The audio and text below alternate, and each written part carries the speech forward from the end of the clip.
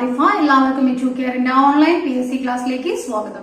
അപ്പൊ ഇന്ന് നമ്മൾ ഡിസ്കസ് ചെയ്യാൻ പോകുന്നത് സൗരയൂഥമാണ്. നമ്മുടെ PSC പരീക്ഷകളിലെല്ലാം വളരെ ഇമ്പോർട്ടന്റ് ആയിട്ടുള്ള ഒരു ടോപ്പിക്കാണ് സൗരയൂഥം. നിങ്ങൾ സിലബസ് ഒക്കെ എടുത്ത് നോക്കിയാൽ അറിയാം, ആ ടോപ്പിക് എന്ന് പറയുന്നത് വ്യക്തമായി കൊടുത്തിട്ടുണ്ടാവും. സൗരയൂഥം വളരെ ഇമ്പോർട്ടന്റ് ആണ്. ഓക്കെ, അപ്പൊ അതിൽ നിന്ന് വരുന്ന ഇമ്പോർട്ടന്റ് ആയിട്ട് വരുന്ന ഫാക്ടുകളാണ് നമ്മൾ ഡിസ്കസ് ചെയ്യാൻ പോകുന്നത്. അപ്പൊ നമുക്ക് നമ്മുടെ ക്ലാസ്സിലേക്ക് കിടക്കാം.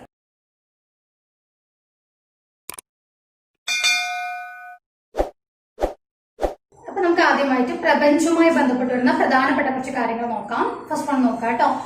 പ്രപഞ്ചത്തിന്റെ ഉൽപ്പത്തി, പ്രപഞ്ചത്തിന്റെ വികാസം എന്നിവയെ കുറിച്ചുള്ള പഠനമാണ് കോസ്മോളജി എന്നറിയപ്പെടുന്നത്. പ്രപഞ്ചത്തിന്റെ ഉൽപ്പത്തി, പ്രപഞ്ചത്തിന്റെ വികാസം എന്നിവയെ കുറിച്ചുള്ള പഠനമാണ് കോസ്മോളജി എന്ന പേരിൽ അറിയപ്പെടുന്നത്. പ്രപഞ്ചോൽപത്തിയെ കുറിച്ച് പ്രതിപാദിക്കുന്ന ശാസ്ത്രശാഖയാണ് കോസ്മോഗണി. പ്രപഞ്ചോൽപത്തിയെ കുറിച്ച് പ്രതിപാദിക്കുന്ന ശാസ്ത്രശാഖയാണ് കോസ്മോഗണി. സൂര്യൻ, ചന്ദ്രൻ, നക്ഷത്രങ്ങൾ, ഗ്രഹങ്ങൾ അവയുടെ പരസ്പര ബന്ധത്തെക്കുറിച്ചും അവയുടെ സ്ഥാനത്തെക്കുറിച്ചുമുള്ള പഠനമാണ് ആസ്ട്രോളജി എന്നറിയപ്പെടുന്നത്. സൂര്യൻ, ചന്ദ്രൻ, നക്ഷത്രങ്ങൾ, ഗ്രഹങ്ങൾ അവയുടെ സ്ഥാനത്തെക്കുറിച്ചും അവയുടെ പരസ്പര ബന്ധത്തെക്കുറിച്ചുമുള്ള പഠനമാണ് ആസ്ട്രോളജി. എങ്കിൽ ആകാശഗോളങ്ങളെ കുറിച്ചുള്ള പഠനമാണ് ആസ്ട്രോണമി എന്നറിയപ്പെടുന്നത്. ആകാശഗോളങ്ങളെ കുറിച്ചുള്ള പഠനം ആസ്ട്രോണമി എന്ന പേരിൽ അറിയപ്പെടുന്നു. ക്ലിയർ അല്ലേ? ഇനി അടുത്ത് നോക്കാം. പ്രപഞ്ചത്തിന്റെ ഉൽപ്പത്തിയെ കുറിച്ച് പഠിക്കുന്ന സിദ്ധാന്തമാണ് മഹാവിസ്ഫോടന സിദ്ധാന്തം. പ്രപഞ്ചത്തിന്റെ ഉൽപ്പത്തിയെ കുറിച്ചുള്ള സിദ്ധാന്തമാണ് മഹാവിസ്ഫോടന സിദ്ധാന്തം. ബിഗ് ബാങ് തിയറി എന്ന് പറയും. Big bang theory. ഇനി നോക്കാനുള്ളത്, ബിഗ് ബാങ് എന്ന പദം ആദ്യമായി ഉപയോഗിച്ച വ്യക്തിയാണ് ഫ്രെഡ് ഹോയൽ. ബിഗ് ബാങ് എന്ന പദം ആദ്യമായി ഉപയോഗിച്ചത് ഫ്രെഡ് ഹോയൽ ആണ്. ക്ലിയർ അല്ലേ? അത് അടുത്ത് നോക്കുക. ഗാലക്സി എന്ന പദം ആദ്യമായി ഉപയോഗിച്ചത് വില്യം ഹെർഷൽ ആണ്. ഗാലക്സി എന്ന പദം ആദ്യമായി ഉപയോഗിച്ച വ്യക്തി വില്യം ഹെർഷൽ. ഓക്കെ, ഇനി അടുത്തായിട്ട് പ്രപഞ്ചം അനുദിനം വികസിക്കുന്നു എന്ന് കണ്ടെത്തിയത്, പ്രപഞ്ചം അനുദിനം വികസിക്കുന്നു എന്ന് കണ്ടെത്തിയത് എഡ്വിൻ ഹബിൾ ആണ്. പ്രപഞ്ചം അനുദിനം വികസിക്കുന്നു എന്ന് കണ്ടെത്തിയത് എഡ്വിൻ ഹബിൾ ആണ്. കൂടെ തന്നെ ഒരു കാര്യം കൂടി പഠിച്ചു വെക്കുക. ആകാശഗോളങ്ങൾ തമ്മിലുള്ള അകലം ആദ്യമായി കണക്കാക്കിയതും എഡ്വിൻ ഹബിൾ ആണ്. ആകാശഗോളങ്ങൾ തമ്മിലുള്ള അകലം ആദ്യമായി കണക്കാക്കിയതും എഡ്വിൻ ഹബിൾ ആണ്. ക്ലിയർ അല്ലേ? ഇനി അടുത്ത് നോക്കൂ. ഭൗമകേന്ദ്രീയ സിദ്ധാന്തം, അതായത് ഭൂമിയാണ് കേന്ദ്രം, സൗരയൂഥത്തിന്റെ കേന്ദ്രം ഭൂമിയാണ്. സോ അതാണ് ഭൗമകേന്ദ്രീയ സിദ്ധാന്തം. ആവിഷ്കരിച്ച വ്യക്തി ടോളമിയാണ്. ഭൗമകേന്ദ്രീയ സിദ്ധാന്തം ആവിഷ്കരിച്ചത് ടോളമിയാണ്. ഭൗമകേന്ദ്രവാദം ആദ്യമായി ഉന്നയിച്ചത് പൈതഗോറസ് ആണ്. മാറിപ്പോരുത്. ഭൗമകേന്ദ്രീയ സിദ്ധാന്തം ആവിഷ്കരിച്ചത് ടോളമിയാണ്. ഭൗമകേന്ദ്രീയവാദം ആദ്യമായി മുന്നോട്ട് വെച്ചത് പൈതഗോറസ് ആണ്. ക്ലിയർ? നെക്സ്റ്റ്, സൗരകേന്ദ്രീയ സിദ്ധാന്തം. സൗരകേന്ദ്രീയ സിദ്ധാന്തം ആവിഷ്കരിച്ചത് കോപ്പർനിക്കസ് ആണ്. സൗരകേന്ദ്രീയ സിദ്ധാന്തം, അതായത് സൂര്യനാണ് കേന്ദ്രം, ആ സിദ്ധാന്തം ആവിഷ്കരിച്ചത് കോപ്പർനിക്കസ് ആണ്. അദ്ദേഹമാണ് ആധുനിക ജ്യോതിശാസ്ത്രത്തിന്റെ പിതാവ് എന്നറിയപ്പെടുന്നത്. ആധുനിക ജ്യോതിശാസ്ത്രത്തിന്റെ പിതാവ് എന്നറിയപ്പെടുന്നത് നിക്കോളാസ് കോപ്പർനിക്കസ് ആണ്. എങ്കിൽ സൗരകേന്ദ്രവാദം മുന്നോട്ട് വെച്ച ഇന്ത്യൻ എന്നറിയപ്പെടുന്നത് ആര്യഭടനാണ്. സൗരകേന്ദ്രവാദം ആദ്യമായി മുന്നോട്ട് വെച്ച ഇന്ത്യൻ എന്നറിയപ്പെടുന്നത് ആര്യഭടനാണ്. ഇത്രയും കാര്യങ്ങൾ ക്ലിയർ അല്ലേ? പ്രപഞ്ചവുമായി ബന്ധപ്പെട്ട് വരുന്ന പ്രധാനപ്പെട്ട ഫാക്ട് ആണ്. അടുത്ത് നോക്കാം. സൗരയൂഥവുമായി ബന്ധപ്പെട്ട് വരുന്ന കുറച്ച് ഫാക്ട് നോക്കിക്കോളൂ. സൗരയൂഥം, സൂര്യനും നമ്മുടെ ഗ്രഹങ്ങളെല്ലാം അടങ്ങുന്നതാണ്. ഭൂമിയും മറ്റു ഗ്രഹങ്ങളെല്ലാം അടങ്ങുന്നതാണ് നമ്മുടെ സൗരയൂഥം.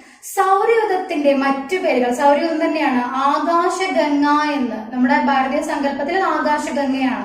ആകാശഗംഗ, ക്ഷീരപഥം, മിൽക്കി വേ എന്നെല്ലാം അറിയപ്പെടുന്നത് നമ്മുടെ സൗരയൂഥം തന്നെയാണ്. ഓക്കെ, ഇനി അടുത്ത് നോക്കുന്നത് സൗരയൂഥത്തോട് ഏറ്റവും അടുത്ത് സ്ഥിതി ചെയ്യുന്ന നക്ഷത്രം ഏതാണ് എന്ന് ചോദിക്കുകയാണെങ്കിൽ പ്രോക്സിമ സെന്റൗറി ആണ്. ഓക്കെ, സൗരയൂഥത്തോട് ഏറ്റവും അടുത്ത് സ്ഥിതി ചെയ്യുന്ന നക്ഷത്രം ഏതാ ചോദിക്കുകയാണെങ്കിൽ പ്രോക്സിമ സെന്റൗറി ആണ്. നേരെ മറിച്ച് സൗരയൂഥത്തോട് ഏറ്റവും അടുത്ത് സ്ഥിതി ചെയ്യുന്ന ഗാലക്സി ഏതാണ്? ഗാലക്സി എന്ന് പറഞ്ഞാൽ നക്ഷത്ര കൂട്ടമാണ്. ഓക്കെ, ഗാലക്സി ഏതാണ് എന്ന് ചോദിക്കാൻ ഏതാ? ആൻഡ്രോമെഡയാണ്. ആൻഡ്രോമെഡയാണ്. ഓക്കെ, അപ്പൊ ഇവിടെ നിങ്ങൾക്ക് വേറൊരു കാര്യം കൂടെ നോക്കാനുണ്ട്. അതായത് നമ്മുടെ ഭൂമിയോട് അടുത്ത് സ്ഥിതി ചെയ്യുന്ന സ്ഥാനങ്ങളും കൂടി പഠിച്ചു വെക്കുക. ഭൂമിയോട് ഏറ്റവും അടുത്ത് സ്ഥിതി ചെയ്യുന്ന നക്ഷത്രം ഏതാണ് എന്ന് ചോദിക്കുകയാണെങ്കിൽ സൂര്യനാണ്. ഭൂമിയോട് ഏറ്റവും അടുത്ത് സ്ഥിതി ചെയ്യുന്ന നക്ഷത്രം ഏതാണ്? സൂര്യനാണ്. ഇനി ഭൂമിയോട് ഏറ്റവും അടുത്ത് സ്ഥിതി ചെയ്യുന്ന ആകാശഗോളം ഏതാണ് എന്നാണ് ചോദ്യമെങ്കിൽ ചന്ദ്രനാണ്. ആകാശഗോളം ഏതാണ്? ചന്ദ്രനാണ്. ഇനി ഭൂമിയോട് ഏറ്റവും അടുത്ത് അടുത്ത് സ്ഥിതി ചെയ്യുന്ന ഗ്രഹം ഏതാണ് എന്ന് ചോദിക്കുകയാണെങ്കിൽ ശുക്രനാണ്. അപ്പൊ ഭൂമിയോട് അടുത്ത് സ്ഥിതി ചെയ്യുന്ന നക്ഷത്രമാണെങ്കിൽ സൂര്യനാണ്, ആകാശഗോളമാണെങ്കിൽ ചന്ദ്രനാണ്, അതുപോലെ മീൻസ് ഗ്രഹമാണെങ്കിൽ ഏതാണ്? ശുക്രനാണ്. ആ സ്ഥാനങ്ങളൊന്ന് പഠിച്ചിരിക്കുക. ഓക്കെ, ഇനി അടുത്ത് നോക്കൂ, ടെലസ്കോപ്പ് ആദ്യമായി ടെലസ്കോപ്പ് കണ്ടുപിടിച്ചത് ഹാൻസ് ലിപ്പേർഷെ ആണ്. പക്ഷേ ആദ്യമായി ടെലസ്കോപ്പ് ഉപയോഗിച്ചത് അല്ലെങ്കിൽ സ്വന്തമായി നിർമ്മിച്ച ടെലസ്കോപ്പിൽ ആദ്യമായി പരീക്ഷണം നടത്തിയത് എന്നെല്ലാം ചോദിച്ചാൽ ആരാണ്? ഗലീലിയോ ആണ്. ഓക്കെ, അപ്പൊ ഗലീലിയോ ആദ്യമായിട്ട് സ്വന്തമായി നിർമ്മിച്ച ടെലസ്കോപ്പിലൂടെ പരീക്ഷണം നടത്തിയത് 1609 വർഷം ഓർത്തിരിക്കുക. അതിന്റെ 400-ാം വർഷം, അതായത് 2009 അന്താരാഷ്ട്ര ജ്യോതിശാസ്ത്ര വർഷമായി ആചരിച്ചു. 2009 എന്തായിരുന്നു? അന്താരാഷ്ട്ര ജ്യോതിശാസ്ത്ര വർഷമായി ആചരിച്ചു. ഓക്കെ, ആധുനിക ബഹിരാകാശത്തിന്റെ പിതാവ് എന്നറിയപ്പെടുന്നത് ഗലീലിയോ ആണ്. ആധുനിക ബഹിരാകാശത്തിന്റെ പിതാവ് എന്നറിയപ്പെടുന്നത്. ദൂരദർശിനി കണ്ടുപിടിച്ചതും ആര് തന്നെയാണ്? ഗലീലിയോ ആണ്. ദൂരദർശിനി കണ്ടുപിടിച്ചത് ഗലീലിയോ ആണ്. ആധുനിക ബഹിരാകാശത്തിന്റെ പിതാവ് എന്നറിയപ്പെടുന്നു. 2009 അന്താരാഷ്ട്ര ജ്യോതിശാസ്ത്ര വർഷമായി ആചരിച്ചു.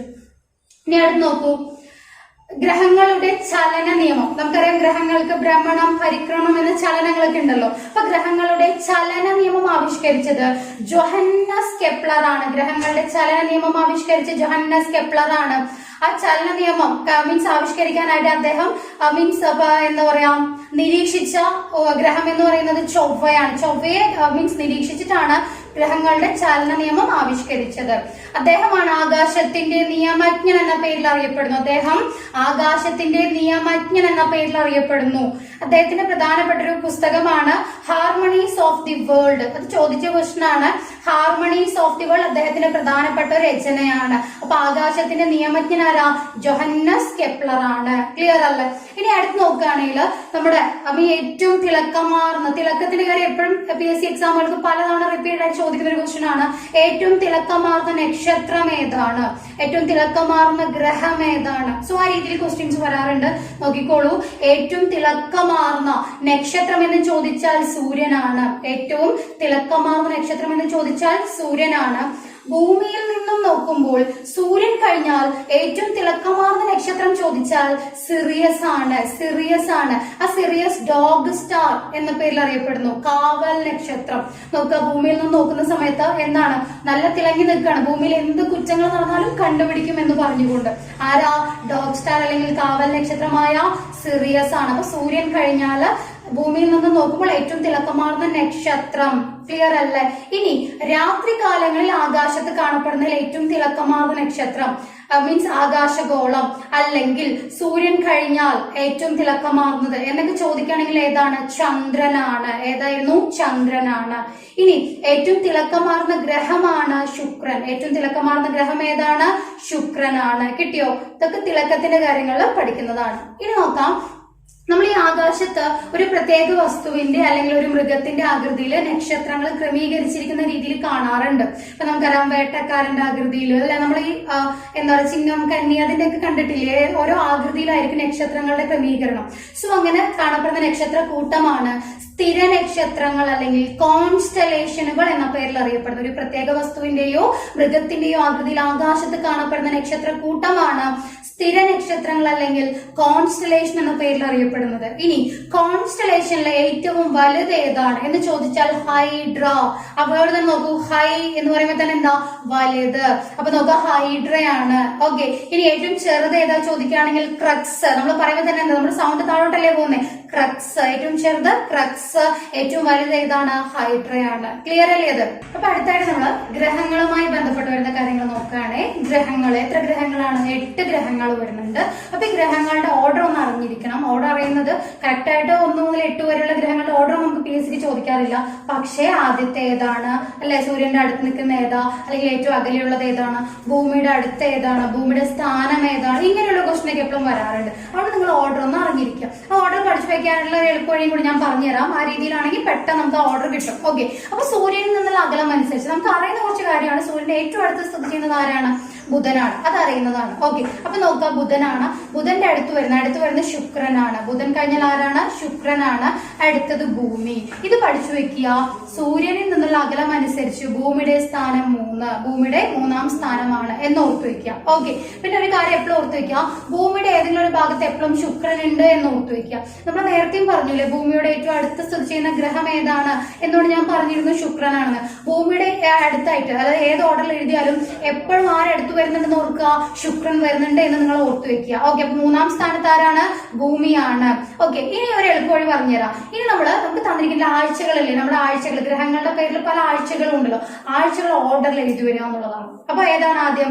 ചൊവ്വ, വ്യാഴം, ശനി. ചൊവ്വ, വ്യാഴം, ശനി. ബുധൻ ഓൾറെഡി ഉണ്ട്, അതുകൊണ്ടിട്ട് ബുധൻ ഓൾറെഡി ഇവിടെ വന്നു കഴിഞ്ഞില്ലേ, അതുകൊണ്ട് ചൊവ്വ, വ്യാഴം, ശനി ഓർഡറിൽ എഴുതാം. പിന്നെ അവസാനത്തെ രണ്ടെണ്ണം നമുക്ക് എപ്പോഴും അറിയുന്നതാണ്, യുറാനസ്, നെപ്റ്റ്യൂൺ. ഏറ്റവും ലാസ്റ്റ് ആരാണ്? നെപ്റ്റ്യൂൺ ആണ്. ഓക്കെ, ഇതാണ് സൂര്യനിൽ നിന്നുള്ള അകലം അനുസരിച്ച്. ഇനി വലിപ്പത്തിന്റെ ഓർഡർ, ഇത് അറിഞ്ഞു കഴിഞ്ഞാൽ സിമ്പിൾ ആണ് വലിപ്പത്തിന്റെ ഓർഡർ. ഇവിടെ നോക്കൂ, വ്യാഴം മുതൽ ഇതേ ഓർഡറിലാണ് എഴുതി വെച്ചത്. നോക്കൂ, വ്യാഴം, ശനി, യുറാനസ്, നെപ്റ്റ്യൂൺ. കണ്ടോ, വ്യാഴം, ശനി, യുറാനസ്, നെപ്റ്റ്യൂൺ. 4 സ്ഥാനം കിട്ടിയ.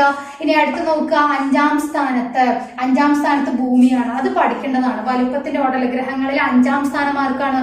ഭൂമിക്കാണ് എന്ന് നിങ്ങൾ പഠിച്ചിരിക്കണം. 5ാം സ്ഥാനത്ത് ഭൂമിയാണ്. ഇനി ഞാനൊരു പോയിന്റ് നേരത്തെ പറഞ്ഞു, ഭൂമിയുടെ ഏതെങ്കിലും ഒരു ഭാഗത്ത് എപ്പോഴും ആരുണ്ട്? ശുക്രൻ. നമ്മൾ ഈ കണ്ടകശേരി കൊണ്ടേ പോകുന്നൊക്കെ പറയില്ലേ, ആ രീതിയിൽ ഓർത്ത് വെച്ചിട്ടുള്ളൂ. ഭൂമിയുടെ ഏതെങ്കിലും ഒരു ഭാഗത്ത് എപ്പോഴും ശുക്രൻ ഉണ്ട്. അപ്പൊ ഇത് കഴിഞ്ഞാൽ ആര് വരും? ശുക്രൻ തന്നെ വരും. അപ്പൊ അടുത്തത് ശുക്രനാണ്. ഇനി നോക്കാം, രണ്ടെണ്ണം പെൻഡിങ് നിൽക്കുന്നുണ്ട്. അത് 2 ഓർഡറിൽ തന്നെയാണ്. ആഴ്ചകൾ എപ്പോഴും ഓർഡർ ആണ് കേട്ടോ. ചൊവ്വയും ബുധനുമാണ്. സോ ചൊവ്വ കഴിഞ്ഞാൽ ബുധൻ എന്ന് ഓർത്തു വെക്കൂ. ലാസ്റ്റ് ആരാണ്? ബുധനാണ്. ഏറ്റവും ചെറുത് ബുധനാണ്. ഓക്കെ, അപ്പൊ ഓർഡറിൽ പഠിക്കേണ്ട ഇതൊക്കെയാണ് മെയിൻ ആയിട്ട്. സൂര്യന്റെ ഏറ്റവും അടുത്ത് കിടക്കുന്ന ആരാ? ബുധനാണ്. ഏറ്റവും അകലെ ആരാണ്? നെപ്റ്റ്യൂൺ ആണ്. ഭൂമിയുടെ സ്ഥാനം പഠിച്ചു വെക്കുക. ഓക്കെ, ഇനി ഭൂമിയുടെ 2 സൈഡിലുള്ളതും പഠിച്ചു വെക്കുക. ഒരു സൈഡിൽ ശുക്രനുണ്ട്, ഒരു സൈഡിൽ ആരുണ്ട്? ചൊവ്വയും ഉണ്ട്. ഇനി വലുപ്പത്തിന്റെ ഓർഡറിൽ ഏറ്റവും വലുതാരാന്ന് പഠിച്ചു വെക്കുക. വ്യാഴമാണ്. ഏറ്റവും ചെറുത് ഏതാ നോക്കൂ? ബുധൻ.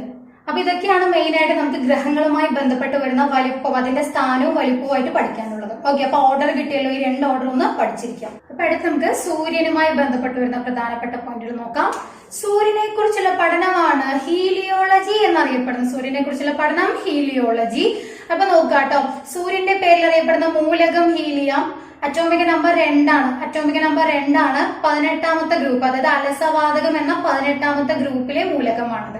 ഓക്കെ, ഇനി ഇവിടെ നമുക്ക് കെമിസ്ട്രിയിൽ പ്രധാനപ്പെട്ട ഒരു പോയിന്റ് ആണ് ഹീലിയം എന്ന് പറയുന്നത്. അതായത് ഹീലിയോ എന്ന പദത്തിൽ നിന്നാണ് ഹീലിയം എന്നത് ഉണ്ടായിരിക്കുന്നത്. ഹീലിയോ, അതായത് സൂര്യൻ എന്ന അർത്ഥം വരുന്ന ഹീലിയോ എന്ന പദം. ആ ഹീലിയോ എന്ന പദം ഗ്രീക്ക് പദമാണ്. അത്രയും അറിഞ്ഞിരിക്കാം. ക്ലിയർ? അടുത്ത് നോക്കാം, നമ്മുടെ സൗരയൂഥത്തിൽ സൂര്യൻ സ്ഥിതി ചെയ്യുന്ന പ്രദേശമാണ് ഓറിയോൺ കരങ്ങൾ, അല്ലെങ്കിൽ ഓറിയോൺ ഹാംസ് എന്ന പേരിൽ അറിയപ്പെടുന്നു. ഓറിയോൺ കരങ്ങൾ, സൂര്യൻ സ്ഥിതി ചെയ്യുന്ന പ്രദേശം. അപ്പൊ ഇങ്ങനെ ഓർത്ത് വെക്കുക, നമ്മൾ ഓറിയോ ബിസ്ക്കറ്റ് ഇല്ലേ, ഓറിയോ ബിസ്ക്കറ്റിന്റെ സെന്ററിലാണ് സൂര്യൻ എന്ന് ഓർത്ത് വെക്കുക. അത് വൈറ്റ് കളറിലാണ്, പക്ഷെ നമ്മുടെ സൂര്യൻ അങ്ങനെയല്ല. അപ്പൊ എങ്ങനെയാ? ഓറിയോൺ കരങ്ങളാണ് എന്ത്? സൗരയൂഥത്തില് സൂര്യൻ സ്ഥിതി ചെയ്യുന്ന പ്രദേശം. ഓക്കെ, ഇനി സൂര്യപ്രകാശം ഭൂമിയിൽ എത്തുന്നത് വികിരണം വഴിയാണ്. സൂര്യപ്രകാശം ഭൂമിയിൽ എത്തുന്നത് എങ്ങനെയാ? വികിരണം വഴിയാണ്. ഓക്കെ, ഇനി അതിൽ വരുന്ന പ്രധാനപ്പെട്ട കുറച്ച് കാര്യങ്ങളാണ് സൂര്യന്റെ ഭാഗങ്ങൾ. അതായത് സൂര്യന്റെ ഏറ്റവും ഉള്ളിലായി കാണപ്പെടുന്ന ഭാഗമാണ് കോർ. നമ്മൾ ഈ കോർ പ്രൊഡക്റ്റ് പറയില്ലേ, പ്രധാനപ്പെട്ട പ്രൊഡക്റ്റ് എന്നുള്ള. അപ്പൊ ഏറ്റവും ഉള്ളിലായി കാണപ്പെടുന്ന ഭാഗമാണ് കോർ. സൂര്യന്റെ ഏറ്റവും പുറമേ കാണപ്പെടുന്ന ഭാഗമാണ്, ഏറ്റവും ഉപരിതല ഭാഗമാണ് കൊറോണ. സൂര്യന്റെ ഏറ്റവും ഉപരിതല ഭാഗം കൊറോണ. പൂർണ്ണ സൂര്യഗ്രഹണ സമയത്ത് മാത്രം കാണപ്പെടുന്നതാണ് ഇത് കൊറോണ. ഇപ്പൊ നമുക്ക് കൊറോണ വൈറസ് എപ്പോഴും കാണപ്പെടുന്നുണ്ട് അല്ലെ, ഫുൾ ആയിട്ട്. ഇതെന്താ? പൂർണ്ണ സൂര്യഗ്രഹണ സമയത്ത് മാത്രം കാണപ്പെടുന്ന സൂര്യന്റെ ഏറ്റവും ഉപരിതല ഭാഗമാണ് ഇത് കൊറോണ. ക്ലിയർ? ഇനി അടുത്ത് നോക്കുക, ഫോട്ടോസ്ഫിയർ. ഈ ഫോട്ടോസ്ഫിയർ ആണ് നമുക്ക് ഇതിൽ പ്രധാനമായിട്ട് PSC ഒരുപാട് തവണ ചോദിച്ചിരിക്കുന്നത്. അതായത് നമ്മുടെ നഗ്നനേത്രങ്ങൾ കൊണ്ട് കാണാൻ സാധിക്കുന്നതിൽ ഏറ്റവും പുറമേയുള്ള ഭാഗം, സൂര്യന്റെ ഏറ്റവും പുറമേയുള്ള ഭാഗമാണ് ഇത് ഫോട്ടോസ്ഫിയർ. ആ ഭാഗം വരയ്ക്ക് നമുക്ക് കാണാൻ പറ്റുള്ളൂ. Okay, photosphere. പിന്നെ അവിടെ തന്നെ പ്രധാനപ്പെട്ട മറ്റൊരു ചോദ്യമാണ്, ഫോട്ടോസ്ഫിയറിലെ താപനില എത്രയാണ്, അല്ലെങ്കിൽ സൂര്യന്റെ ഉപരിതല താപനില എത്രയാണ് എന്ന് ചോദിച്ചാൽ 5500 ഡിഗ്രി സെൽഷ്യസ് ആണ്. ഫോട്ടോസ്ഫിയറിലെ താപനില എന്ന് പറഞ്ഞാലും സൂര്യന്റെ ഉപരിതല താപനില എന്ന് പറഞ്ഞാലും എത്രയാ? 5500 ഡിഗ്രി സെൽഷ്യസ് ആണ്. ഓക്കെ, ഇനി ഫോട്ടോസ്ഫിയറിന് മുകളിലായി കാണപ്പെടുന്ന ചുവന്ന ധൂളിപടലമാണ് ക്രോമോസ്ഫിയർ എന്നറിയപ്പെടുന്നത്. ഫോട്ടോസ്ഫിയറിന് മുകളിലായി കാണപ്പെടുന്ന ചുവന്ന ധൂളിപടലം ക്രോമോസ്ഫിയർ. അപ്പൊ ഏറ്റവും ഉള്ളിലായി കാണപ്പെടുന്നത് കോർ, ഏറ്റവും പുറമേയുള്ള ഭാഗം, ഉപരിതല ഭാഗം കൊറോണ. ഇനി നമ്മുടെ കണ്ണുകൊണ്ട് നമുക്ക് ഡയറക്റ്റ് ആയിട്ട് കാണാൻ പറ്റുന്നത് ഏതാ? ഫോട്ടോസ്ഫിയർ. ഫോട്ടോസ്ഫിയറിന് മുകളിൽ കാണപ്പെടുന്നത് ക്രോമോസ്ഫിയർ. ക്ലിയർ? ഇനി അടുത്ത് നമ്മൾ പറഞ്ഞു സൂര്യപ്രകാശം ഭൂമിയിൽ എത്തുന്നത് വികിരണം വഴിയാണെന്ന് പറഞ്ഞു. ഇനി സൂര്യപ്രകാശം ഭൂമിയിലെത്താൻ എടുക്കുന്ന സമയം, 8 മിനിറ്റ് 20 സെക്കൻഡ്. നോക്കൂ, 8 മിനിറ്റും 20 സെക്കൻഡ്. അപ്പൊ 8 മിനിറ്റ് 20 സെക്കൻഡ് എങ്ങനെ പറയാം? 500 സെക്കൻഡ് എന്ന് പറയാം. 500 സെക്കൻഡ് ആണ്. അപ്പൊ അതിന്റെ കൂട്ടത്തിൽ തന്നെ പഠിച്ചു വെച്ചോളൂ, ചന്ദ്രപ്രകാശം ഭൂമിയിലെത്താൻ എടുക്കുന്നത് 1.3 സെക്കൻഡ് ആണ്. അപ്പൊ സൂര്യപ്രകാശം 8 മിനിറ്റും 20 സെക്കൻഡും അല്ലെങ്കിൽ 500 സെക്കൻഡ് എടുക്കുമ്പോൾ ചന്ദ്രപ്രകാശം ഭൂമിയിൽ എത്തുന്നത് 1.3 സെക്കൻഡ് കൊണ്ടാണ്. ഓക്കെ, ഇനി നമുക്കിതിൽ കുറച്ച് യൂണിറ്റുകൾ നോക്കാനുണ്ട്. അതായത് ഭൂമിയും സൂര്യനും തമ്മിലുള്ള അകലം എന്ന് പറയുന്നത് ഒരു ആസ്ട്രോണമിക്കൽ യൂണിറ്റ് ആണ്. ഭൂമിയും സൂര്യനും തമ്മിലുള്ള അകലം ഒരു ആസ്ട്രോണമിക്കൽ യൂണിറ്റ് ആണ്. ഒരു ആസ്ട്രോണമിക്കൽ യൂണിറ്റ് എന്ന് പറഞ്ഞാൽ 15 കോടി കിലോമീറ്റർ ആണ്. ഭൂമിയും സൂര്യനും തമ്മിൽ എത്രയാ? 15 കോടി കിലോമീറ്റർ അകലെയാണ്. ഓക്കെ, ഇനി നക്ഷത്രങ്ങൾ തമ്മിലുള്ള അകലം അളക്കാൻ ഉപയോഗിക്കുന്ന യൂണിറ്റ് ആണ് പ്രകാശവർഷം. നക്ഷത്രങ്ങൾ തമ്മിലുള്ള അകലം അളക്കാനാണ് പ്രകാശവർഷം നമ്മൾ യൂസ് ചെയ്യുന്നത്. ഓക്കെ, അതായത് പ്രകാശം ഒരു വർഷം കൊണ്ട് സഞ്ചരിക്കുന്ന ആകെ ദൂരമാണ് ഒരു പ്രകാശവർഷം എന്നറിയപ്പെടുന്നത്. ക്ലിയർ ആണോ? ഇനി അടുത്ത് നോക്കാം, ആകാശഗോളങ്ങളുടെ ആകാശഗോളങ്ങൾ തമ്മിലുള്ള അകലം അളക്കാൻ നമ്മൾ ആസ്ട്രോണമിക്കൽ യൂണിറ്റ് യൂസ് ചെയ്യാറുണ്ട്. അതുപോലെ നമ്മൾ പാർസെക്കും ഉപയോഗിക്കാറുണ്ട് കേട്ടോ. അപ്പൊ ആസ്ട്രോണമിക്കൽ യൂണിറ്റും അത് നമ്മൾ യൂസ് ചെയ്യാറുണ്ട്, അതുപോലെ തന്നെയാണ് പർസെക്കും യൂസ് ചെയ്യാറുണ്ട്. അപ്പൊ ഇതിൽ പർസെക്കിൽ തന്നെ ഇമ്പോർട്ടന്റ് ആയിട്ടുള്ള ഒരു ക്വസ്റ്റ്യൻ ആണ്. ഒരു പർസെക് എന്ന് പറയുന്നത് എത്രയാ? 3.86 പ്രകാശവർഷം. പ്രകാശവർഷമാണ് ലൈറ്റ് ഇയർ കേട്ടോ. അപ്പൊ ഒരു പർസെക് എന്ന് പറയുന്നത് 3.86 പ്രകാശവർഷമാണ്. ക്ലിയർ അല്ലേ? അപ്പൊ നോക്കാം, ഭൂമിയും സൂര്യനും തമ്മിലുള്ള അകലമാണ് ആസ്ട്രോണമിക്കൽ യൂണിറ്റ്. ഇനി ഒരു ആസ്ട്രോണമിക്കൽ യൂണിറ്റ് 15 കോടി കിലോമീറ്റർ. നക്ഷത്രങ്ങൾ തമ്മിലുള്ള അകലമാണ് പ്രകാശവർഷം. മാറിപ്പോരുത്, ഈ നക്ഷത്രങ്ങൾ മിന്നിത്തിളങ്ങല്ലേ ലൈറ്റ് കത്തുന്ന രീതിയിൽ. അപ്പൊ പ്രകാശവർഷം അല്ലെങ്കിൽ ലൈറ്റ് ഇയർ എന്ന് ഓർത്തു വയ്ക്കുക. ഓക്കെ, ഇനി അടുത്ത് നോക്കാം, നമ്മുടെ സൂര്യനില് ദ്രവ്യം സ്ഥിതി ചെയ്യുന്നത് പ്ലാസ്മ അവസ്ഥയിലാണ്. സൂര്യനില് ദ്രവ്യം സ്ഥിതി ചെയ്യുന്നത് പ്ലാസ്മ അവസ്ഥയിലാണ്. സൂര്യനിൽ ഏറ്റവും കൂടുതൽ കാണപ്പെടുന്ന മൂലകം ഹൈഡ്രജൻ ആണ്. നമുക്കറിയാം, ഹൈഡ്രജനെ ഹീലിയമാക്കി മാറ്റുന്നതാണ് സൂര്യനിൽ നടക്കുന്ന രാസപ്രവർത്തനം. എന്ത് രാസപ്രവർത്തനം? ന്യൂക്ലിയർ ഫ്യൂഷൻ ആണ്. അണുസംയോജനം അല്ലെങ്കിൽ ന്യൂക്ലിയർ ഫ്യൂഷൻ ആണ് സൂര്യനിൽ നടക്കുന്നത്. ഓക്കെ, ഹൈഡ്രജൻ ബോംബിലും എന്ത് തന്നെയാണ്? ന്യൂക്ലിയർ ഫ്യൂഷൻ തന്നെയാണ്. ഹൈഡ്രജൻ ബോംബിൽ നടക്കുന്നതും എന്താണ്? ന്യൂക്ലിയർ ഫ്യൂഷൻ ആണ്. അപ്പൊ സൂര്യനിൽ നടക്കുന്ന രാസപ്രവർത്തനം ന്യൂക്ലിയർ ഫ്യൂഷൻ ആണ്. സൂര്യനിൽ ഏറ്റവും കൂടുതൽ അടങ്ങിയിരിക്കുന്നത് ഏതാ? ഹൈഡ്രജൻ ആണ്. മൂലകം ദ്രവ്യം അടങ്ങിയിരിക്കുന്നത് പ്ലാസ്മ എന്ന അവസ്ഥയിലാണ്. ഓക്കെ, ഇനി അടുത്ത് നോക്കുകയാണെങ്കിൽ സൂര്യൻ അതിന്റെ കേന്ദ്രത്തെ ഒരു തവണ കറങ്ങിയെത്താൻ എടുക്കുന്ന സമയം ഒരു കോസ്മിക് ഇയർ എന്ന പേരിൽ അറിയപ്പെടുന്നു. 1 കോസ്മിക് ഇയർ ആണ്. ക്ലിയർ ആണോ? ഇനി അടുത്ത് നോക്കാം, താരതമ്യേന സൂര്യനിൽ ചൂട് കുറഞ്ഞ പ്രദേശമാണ് സൺസ്പോട്ട്. ശ്രദ്ധിക്കുക, താരതമ്യേന സൂര്യനിലെ ചൂട് കുറഞ്ഞ താപം കുറഞ്ഞ ഭാഗമാണ് സൺസ്പോട്ട്. സൺസ്പോട്ട് കണ്ടുപിടിച്ചത് ഗലീലിയോ ആണ്. സൺസ്പോട്ട് കണ്ടുപിടിച്ചത് ആരാ? ഗലീലിയോ ആണ്. ക്ലിയർ അല്ലേ?